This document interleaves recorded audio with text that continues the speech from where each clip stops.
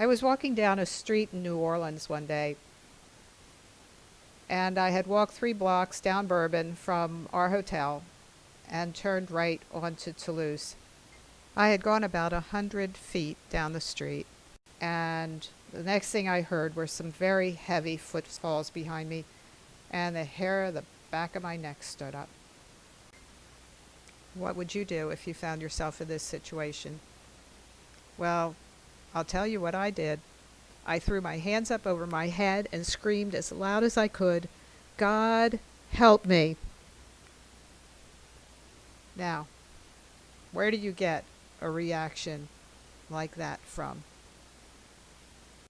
About 3 weeks prior to this, I had been in a Bible study and we were talking about Psalm 91 and how it says there that He will shelter you under His wings, where we could take refuge, and His faithfulness as a protecting shield.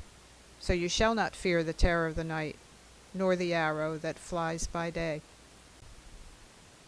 I'll show you a picture of the street, which couldn't have been done in the mid-'80s, and I can show you the sidewalk where it happened, and what happened after, I feel, was truly miraculous. The red dots represent the person I will call the robber. The yellow dots are my footsteps as I go down Bourbon and then turn on to Toulouse.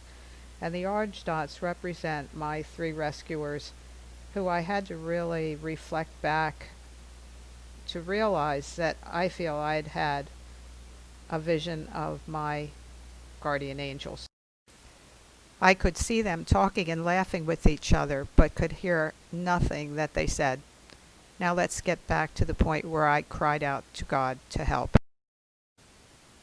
From an alleyway coming from the building on my right, there appeared 3 extremely large masculine figures.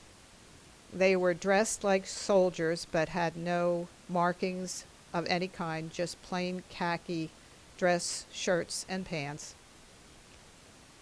Their hair was long. The one that I could focus on had straight black hair. He was the one in the middle. But the odd thing was, they were literally marching shoulder to shoulder, and they covered the sidewalk that I was on, which had to be at least a good 6 feet wide, as you can see from the picture. They came straight at me. At that point, I turned to see what was happening behind me, and the man had literally stopped dead in his tracks. All I could see was the whites of his eyes. He was so shocked, and he turned and ran the other direction.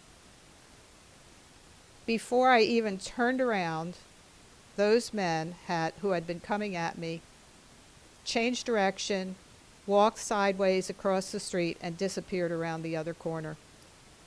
And in what seemed like just seconds, I was standing alone on the street again. Saved by grace. Check Psalm 91 for yourself, because there's so much fear floating around out there. Dwell in the shelter of the Most High God. If there is one thing I want to ask God when I get to heaven, it's what happened to that man after that incident.